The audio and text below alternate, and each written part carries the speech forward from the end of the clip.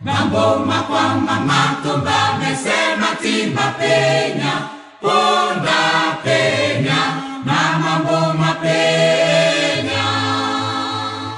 Mambo makwama matumba mesema timba penya ponda penya na mambo mapenya.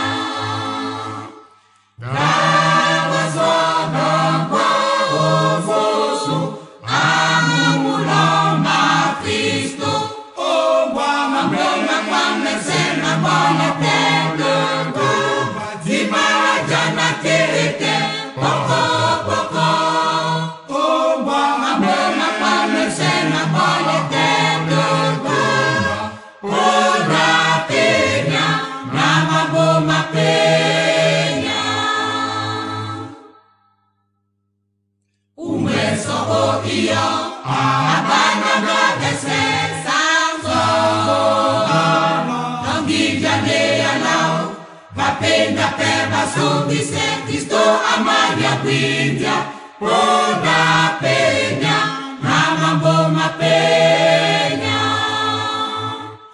Penda perna subise Cristo amanya quindia ponda penya na mambo mapenya.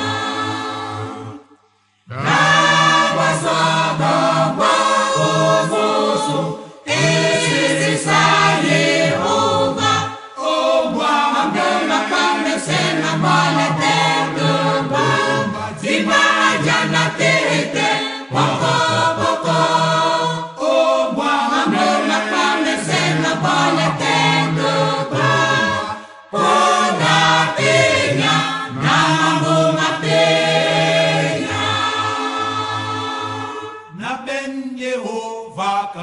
Babila.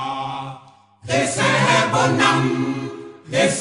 bonam, namadangwa namuso mise, ebanjajo manelam lende na Yehova. Na ben Yehova kangu Babila. Dese bonam, namadangwa namuso mise, ebanjajo manelam lende na Yehova. Toba singe di badingelemba, nasima sowatum, namanande na tena buka. Ebanja Yehova emanemam, amapa nisenge ya mwese na bulu. Toba singe di badingelemba, nasima sowatum, namanande na tena buka. Ebanja Yehova emanemam, amapa nisenge ya mwese na bulu. Na ben Yehova kangu Babila. Semunyenge, namadangwa sona dipita, nasima bape bongolo bamu wanemba. Na ben Yehova kangu Babila. Semunyenge,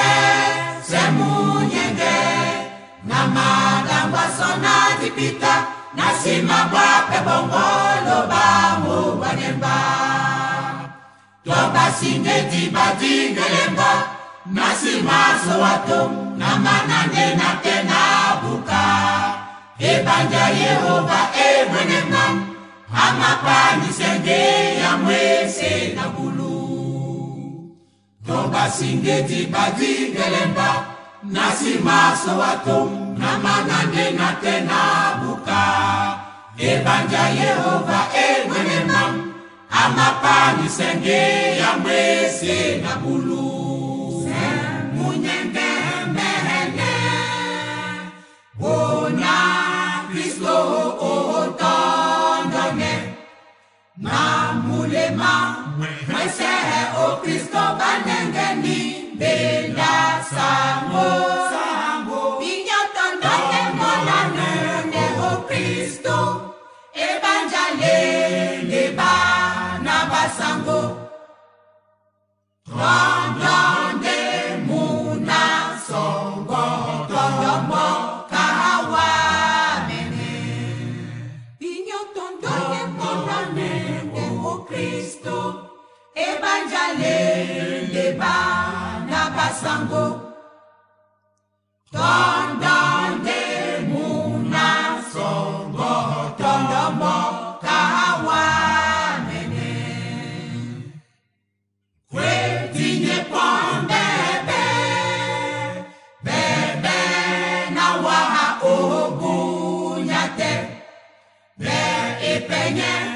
Amo tambale peye oni ungalonge.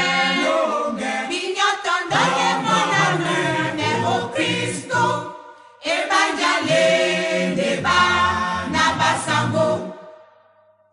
Rondonde muna songo, tondomo kawa mene.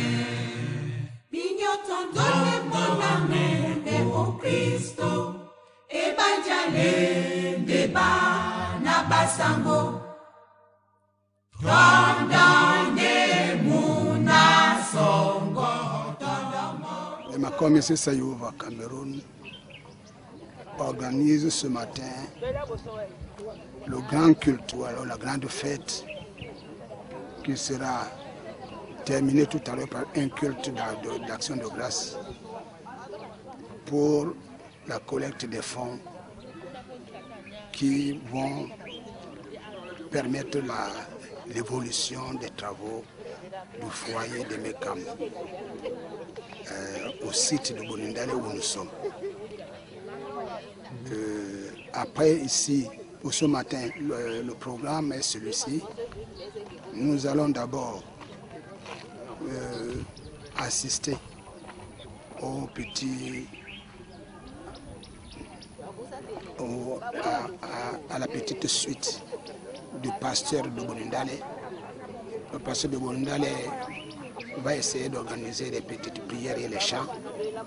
À partir de 9h, la caravane va repartir sur Bonakou, c'est-à-dire à Frère-Saker.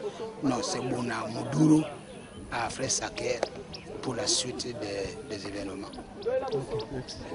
À Bonindale ici, c'est le village de Bonindale qui a offert, c'est-à-dire le chef qui a offert le terrain avec le moindre prix, comme lui-même est choriste.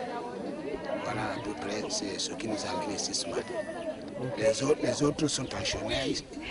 Toute la caravane est déjà partie d'Afré-Saker pour nous rejoindre de manière que dès qu'on termine ici, on rentre à Afré-Saker pour nous tous.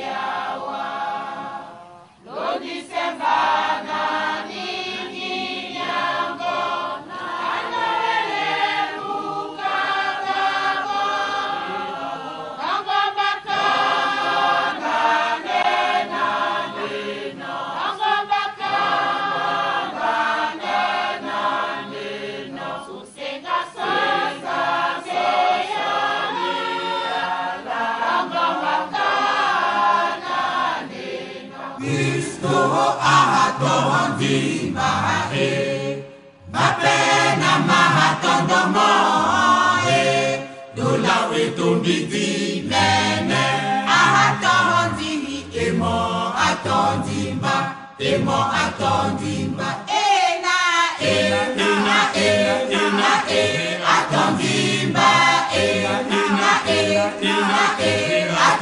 dimba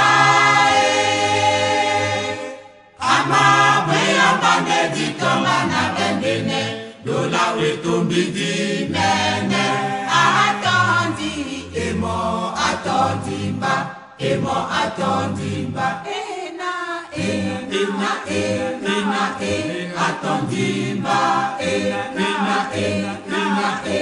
atondimba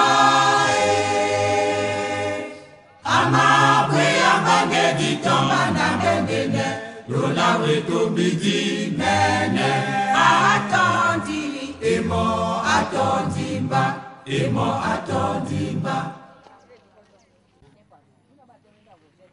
Beseba atondimba Vende bana habaloba dola wetombidi mene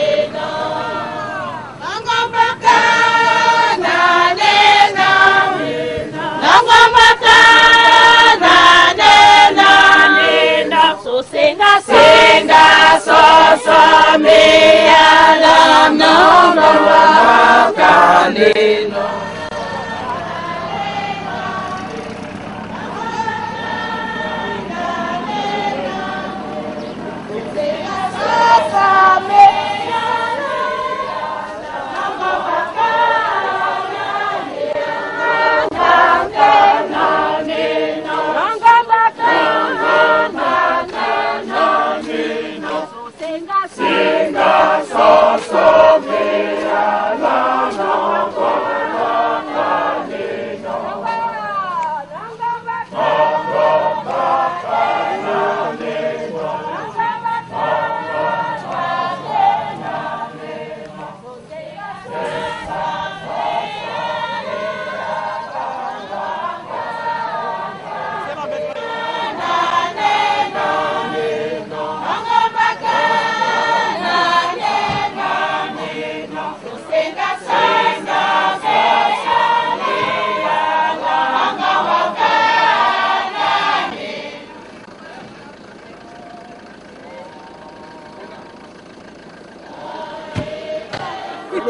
Président.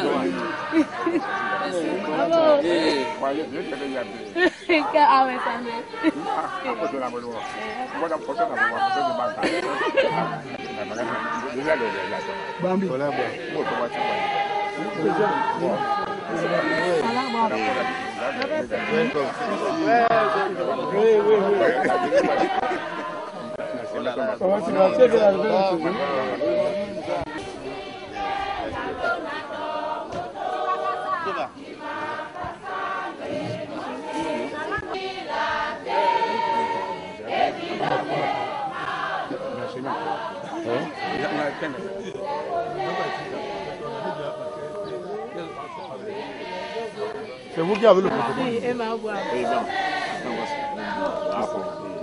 Oh, yo la bana batuba lao.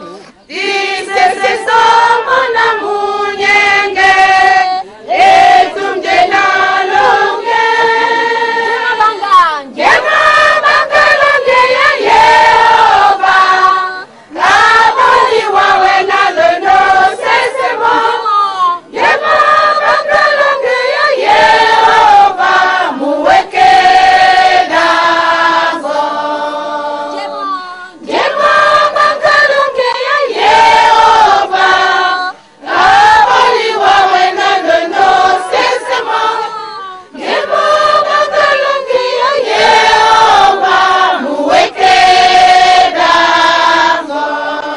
Yese amo kwade. O mabo wa mongo pe asuwele.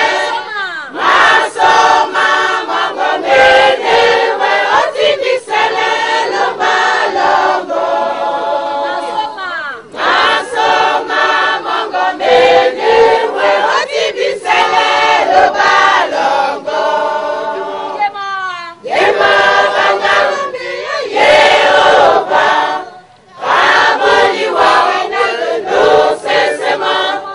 Yema banga lumbi ya Yehova. Muweke dango. Yasowo asiko nandoro. Ipandise jina la Yahweh.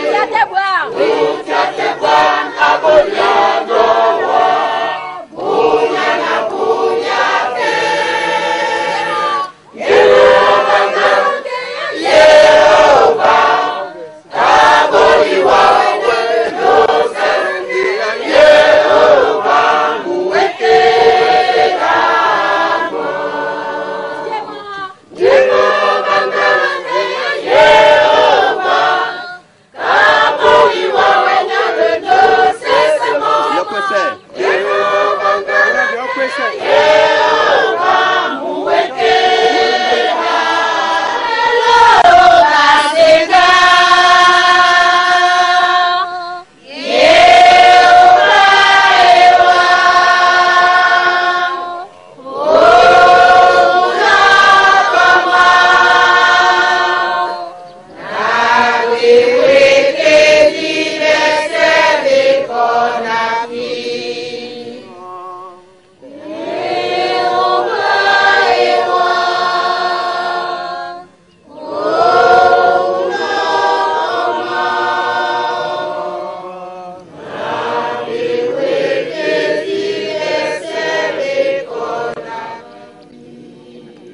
Selenika usangu matete mwena mulati bisobese udubediwo ulonde umle mamasu musangu matete nangia ndi musangi basibe wangu mayena ikase biso yene diba amen elongi na bunyate ubusangu sana jinge ya longo ongelelo balongo ende momeme mo wane Yehova munyele mundeme tateka kidango na bunyate ubusangu sana jinge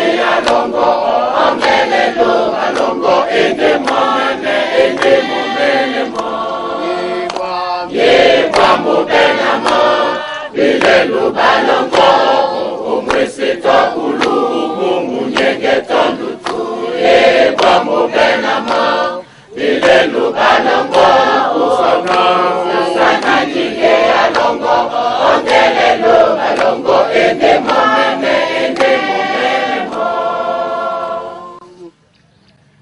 Yehova si malonga tendabo ke balonge di ba mabolande ebolo tete. Yehova si matata te mundi ke batate di ba magyande penye tete. Yende tete na lo mapomane teme na jinda nanga. Na dape dalo we dinontu e banja mabola batondo beba o nika kebe o iyo. Ombwa bana bende sango la Yehova mbota ya di pe jabialao kanketi o diala motabemba likande bana bomi be somba motobeno bonam na moto nyale di ekwa ilondi na nketi asimende sambwa ke amakane basinge di bao omunama mundu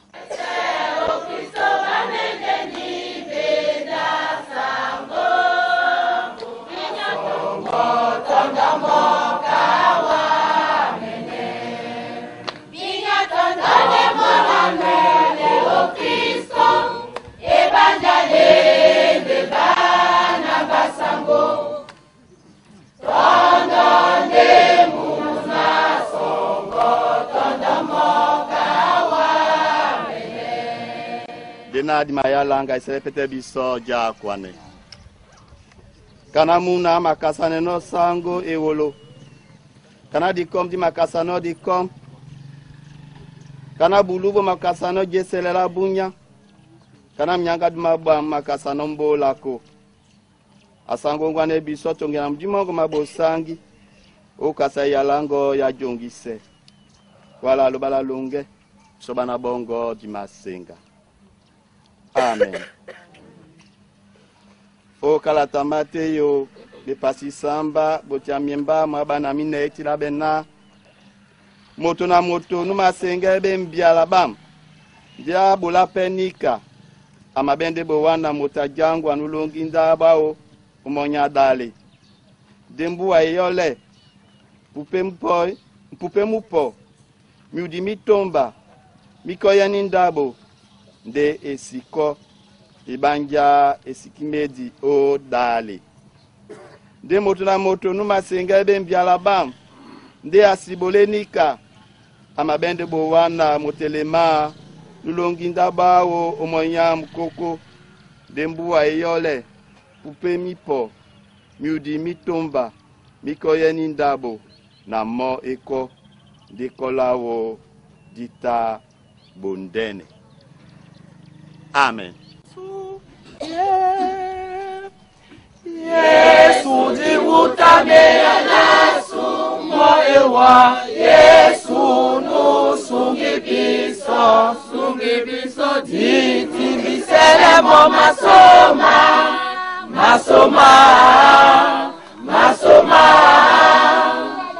Kielele mititi tone Dila kisane denawa Ayesu kwala Ate kwala le Ate kwala le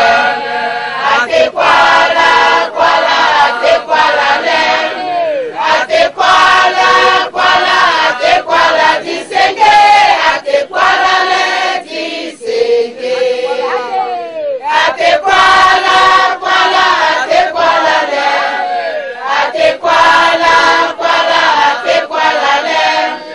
Ate kwala le Ate kwala disenge Ate kwala le disenge bia mongo kebebe okasama bia mongo Na dali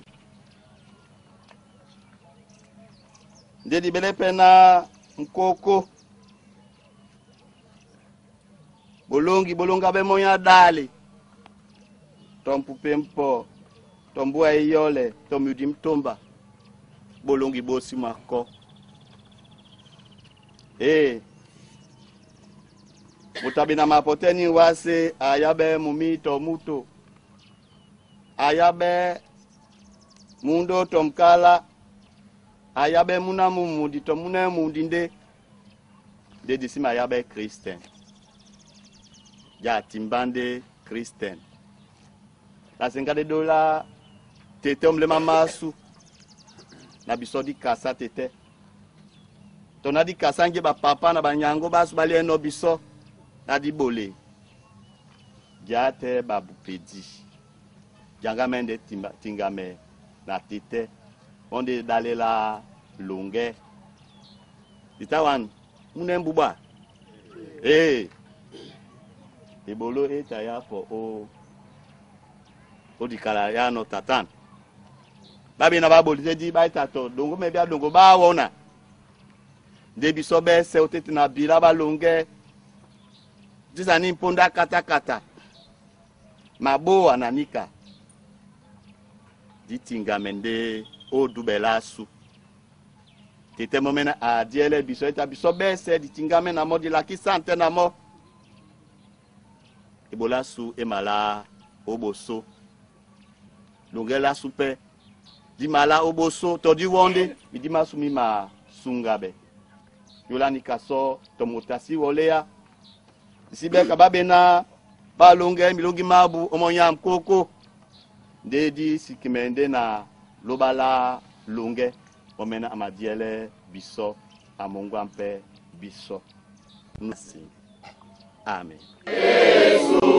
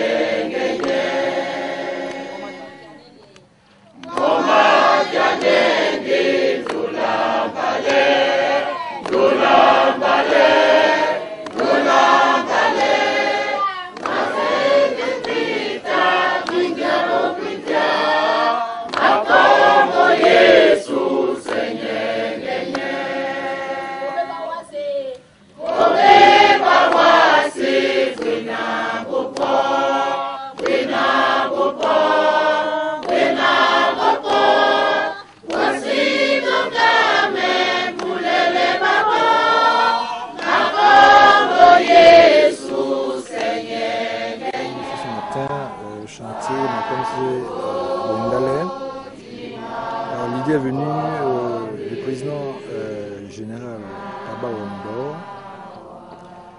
Et bon, ce foyer est en construction pour aider la jeunesse future. Pour aider la jeunesse future. Parce que l'évolution des choses semble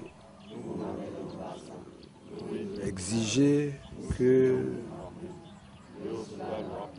le Makom CC ait un endroit tel que celui-ci pour les générations futures.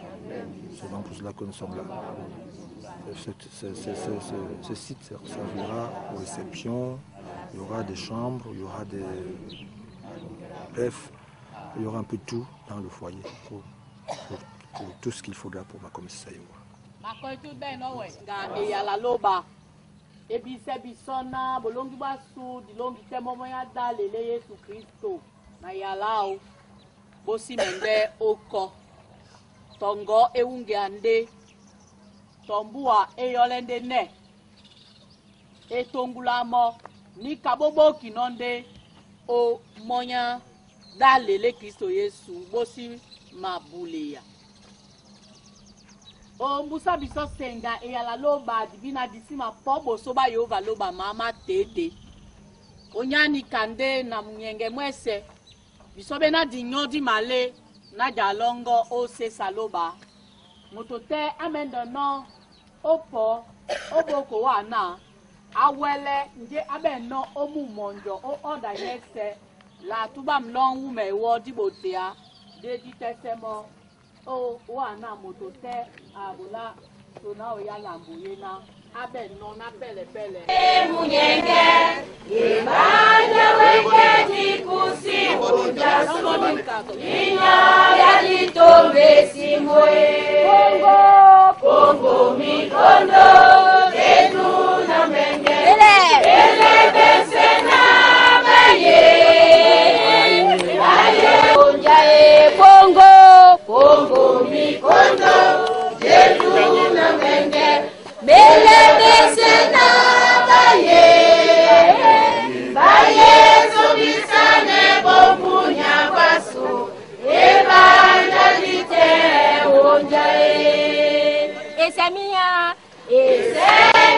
o esembu majita itakina wasama banda wende sangonde akoti bisa Minha ya litombe simo soprano Kongo mikondo ketu na menge elebesena baye sobisane bombunya basu ebanya lite onje owase tikadina asango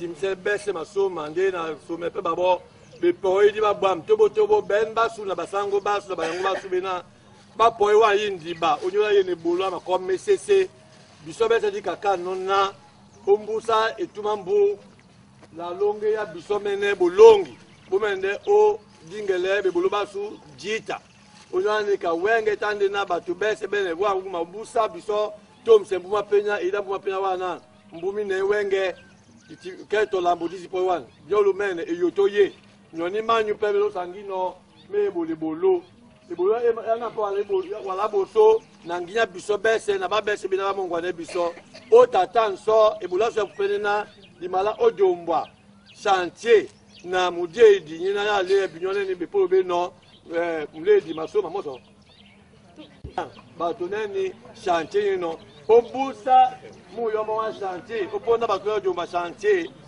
ombusa muyomo wa chantier la timsele pete mwimba maloba ebolo na bakwese ebolo obamba nanga le bambe na batimbe obina ebola so maboso o bona mduru yende ngena ebola na tena ponda bona Israel na papa loba abono babona bakuse bundi bakuse wuma ete plana badingemo onyani kande Yosua na babe sebe na balo no batabe na badinge mundi mwa Yeriko mwese na bawele o posede na bawele o oben onongomo obenemo biso di masonde dinga wa nguma odinala Yesu biso bena di kusimsima obe wa ntatan ma comme c'est ça yova ma Cameroun messe nyana be pasba ebolo be représenter wa nguma di London le na di mano bangwa lende olena odina Yesu di ben wa uma di kusimo de pelonga te de pe de même accord odongele di wona di mala ebolo oboso wa uma ya bende ya su na mbale di basonde sosomo na bekindi ba mudi bena betiti ba mitele bena bende ba jase ba wala nela boso to asoso te akwande na loba na bina ni nkadi weno eto di menepe dondele di madi wele na mwa be di kwesepe le bolo betela odina Yesu Kristo binyo dangwaso lo sose la sosumena biro ba comme sese bebe oboso beza e ba abima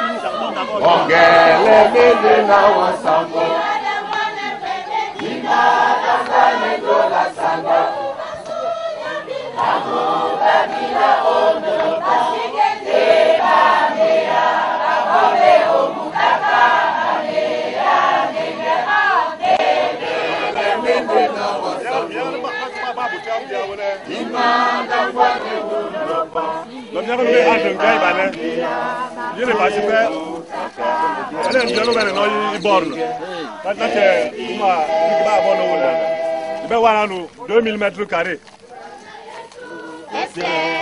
Au Bosso,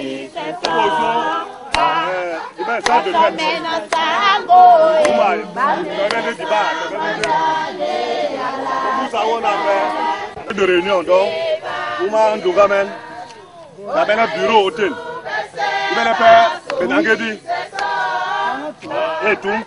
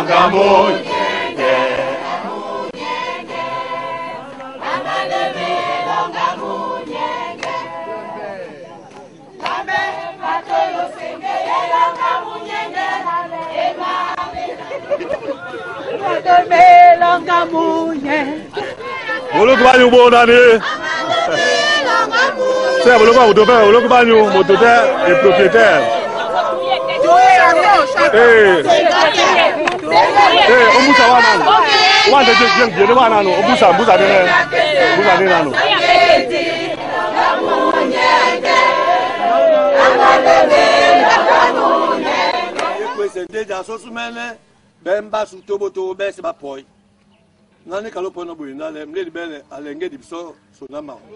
Vous nous sortez aussi.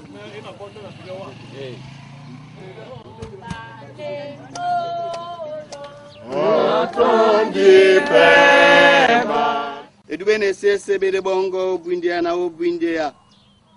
Alubala lunge mweke da mese. Edubene sese bangamende wanu ekibiso na latabiso mbambongo mabosang. Sesa Yehova Cameroun. Wa Yehova osi malunga tendabo. Ke balonge di ba mabulande bolo tete. Wa Yehova osi matate mwemba mongo. Na belongi bongo ba mwemba. Ke balonge di na badie di ba magyande penye tete. Bisa ba bupe di bongo. Bana bongo. Balonge di ba me Cameroun. Di popete yene di ba bunya. Owa uma bonino bisongudi. ulatama madale ka yotanda ndabango ndabo nindene nyola mangando masu na bebolo basu na nyola mwebamongo mabosangi pe dipoti mse wangi waswa masoma nyola nge yese ungano biso bola tena bombu nya bawenge de dipope uja kwanewa na teson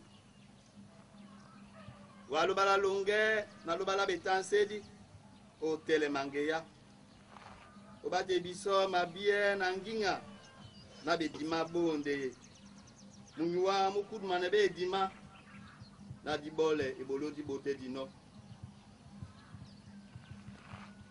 oni wenge oyine pasa mundi omudi dipitena wamenende utese dindikaki lamiti mandene oko telemabe anyo yene bolasu wame yaso dangwa bosuba ma mese gati se ma mese kabwam nange yese eja biso oboso etombede na musango na munyenge na dubela mbale olwende no bile mamasu didubedi balango ya biso na baba pite na wa ba makusangu da penya baba lakisana wa basi mende o bolone ibanja wa dangwa na babo ateso ya kasane bisonja kwasu kudina Yesu Kristo mfungeda su ulie bisoka neninkana ate ya simo jina longo babe jana longo jina longo la wasi kana kinomo bola soda wenge kana nyamese la kisema usemasu kana bisoka ni la kisema usema ba ama usaneso sijele bisoma kekisa desunga bisogobe ibanja janya gende longo nanginya na sesa bebebese tango Yesu Kristo na ndola loba na jala tanela mdi musangi babe na binyo bese binyo ala na msango ujina loba tetena la muna na la mdi musangi amen. Bonjour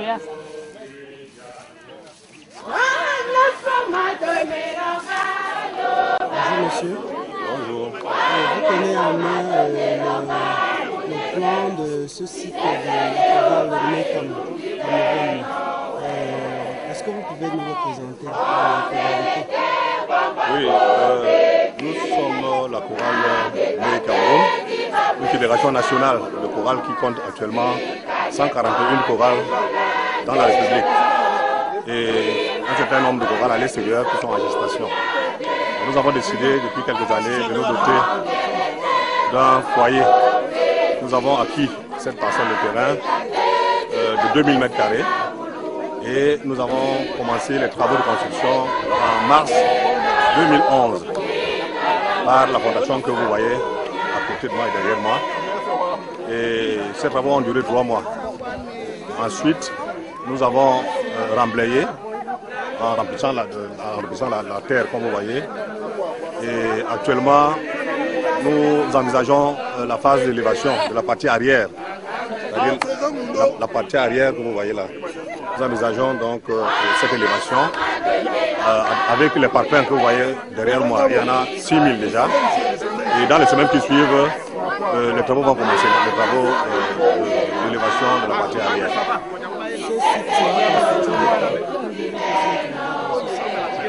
Alors, vous avez ici, là où le culte a eu lieu, une grande salle de fête. Une grande salle de fête qui peut contenir 1 millier de personnes.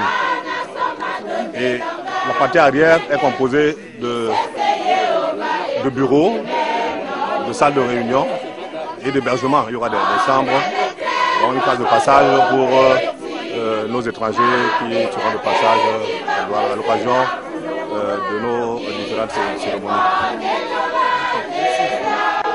Alors, moi je suis Jean Massoma, le président de la commission des travaux de construction de ce foyer. Je vous remercie.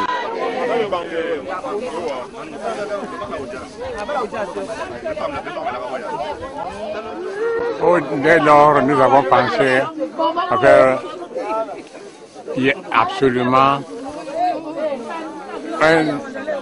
une maison pour notre Jéhovah.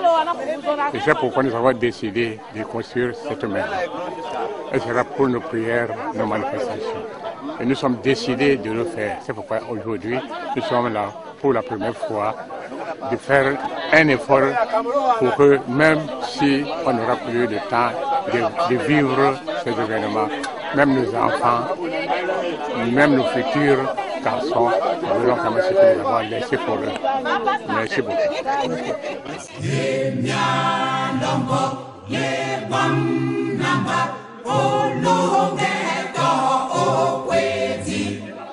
Nyongam nyende